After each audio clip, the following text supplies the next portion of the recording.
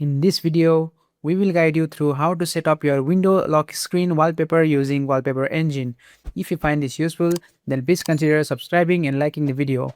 Now first, let's go ahead and open Wallpaper engine and then make sure you have already selected the wallpaper that you want to use. So keep in mind that Wallpaper engine supports live wallpaper on your desktop. Windows does not support live wallpaper on lock screen. Instead, Wallpaper engine will automatically use a static snapshot of your current wallpaper.